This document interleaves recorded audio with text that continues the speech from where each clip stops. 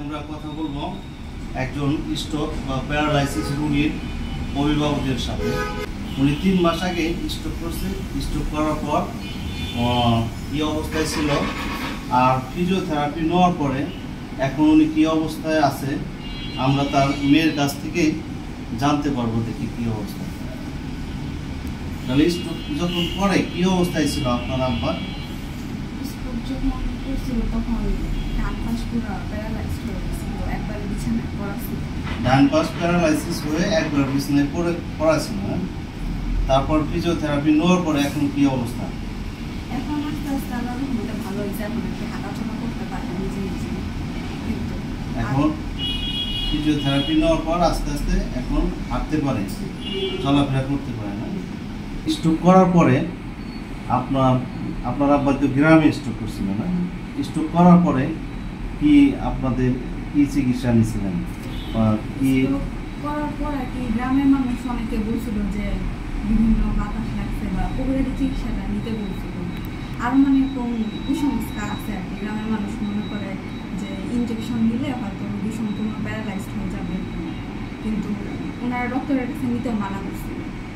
পরে কিন্তু এই হাসপাতাল থেকে ডক্টর বলছে স্ট্রোকের একমাত্র চিকিৎসা থেরাপি দিলেই তাড়াতাড়ি ভালো হয়। পরে আস্তে আস্তে ভালো হচ্ছে।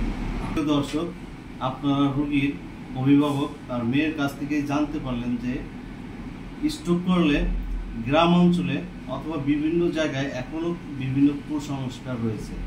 অনেক কবিরাজ নাকি তাদের কাছে ডাক্তারের কাছে যেতেই মানা করছে, এবং কি তারা এমন কথা বলছে ইনজেকশন নিলে নাকি সম্পূর্ণ প্যারালাইসিস হয়ে যাবে।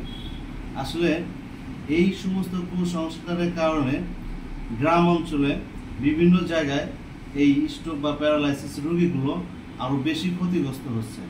ভিতরে রয়েছেন তারা আমাদের ভিডিও দেখে অবশ্যই উপকৃত হবেন। আমি বলবো যে যাদেরই ফ্যামিলি মেম্বার এরকম সমস্যা হয়, আল্লাহ না করুক যাতে কারো প্রিয় মানুষ যাতে এরকম একটা অসুখ আল্লাহ না দেয়, কিন্তু যদিও হয় আর কি যত তাড়াতাড়ি সম্ভব দেরি না করে ডাক্তারের কাছে নিয়ে যাওয়া উচিত। আর ডাক্তারের পরে যে পরামর্শ দেয় বা ওনার ডাক্তাররা বলে দেয় যে স্ট্রোকের একমাত্র চিকিৎসাই হচ্ছে ফিজিওথেরাপি, যাতে তাড়াতাড়ি করে থেরাপিটা কন্টিনিউ করলে আর কি আল্লাহর রহমতে ভালো হয়ে যায় স্ট্রোকের মানুষ। কিন্তু কবিরাজের ব্যাপারে আর কবিরাজ যেটা বলে এটা হচ্ছে ওনাদের আর কি মানে কি বলবো সম্পূর্ণ ভুয়াই আর কি। ওনারা আর কি দেখা যায় যে এরকম বলে যে আমি 7 দিনের ভিতরে রোগী ভালো করে দেব, এরকম 10,000 20,000 টাকা নিয়ে পরে যে কোনো একটা অজুহাত দেখায় যে মানে ফ্যামিলি মেম্বারদের বলে আমরা তো কবিরাজ চিকিৎসা করাইছিলাম, বলে যে আপনারা এই করছেন ওই করছেন, আমাদের বলছিল যে আপনারা গরুর গোস্ত খাওয়াইছেন তাই আর রোগী সম্পূর্ণ ভালো হবে। এরকম একটা মানে কবিরাজের নিজের দোষটা না দিয়ে ফ্যামিলি মেম্বারদেরই দোষ দেয়, দিয়ে পরে ওনারা চলে যায়, কিন্তু অনেক টাকা নিয়ে যায়।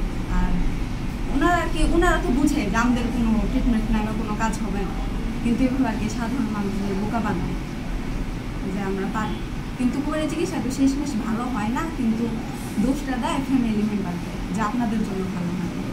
ফ্যামিলি মেম্বার এরকম স্ট্রোক করে যত তাড়াতাড়ি পারেন ডাক্তারের কাছে নিয়ে যান, আর কবিরাজের কাছে নিলে শুধু সময় নষ্টই হয় আর টাকা নষ্ট হয়।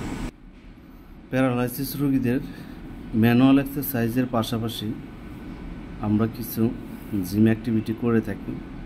এখানে হ্যান্ড সাইকেলিং করানো হচ্ছে হাতের মাংসপেশির শক্তি বাড়ানোর জন্য। এখানে আমরা স্ট্যাটিক সাইকেল চালানো হচ্ছে। স্ট্যাটিক সাইকেলের মাধ্যমে তার লোয়ার লিমের যে মাসল পাওয়ার সেটা বৃদ্ধি পাবে এবং পায়ের গতিগুলো ফিরে আসবে। এছাড়া আমরা পেশেন্টদের বিভিন্ন অ্যাঙ্গেলে ওয়াকিং প্র্যাকটিস করে থাকি। আমরা পেশেন্টের স্যান্ডব্যাগ দিয়ে তার ওয়াকিং প্র্যাকটিস করাচ্ছি। সে হাঁটতে পারতো না, এখন মাশাআল্লাহ হাঁটতে পারে।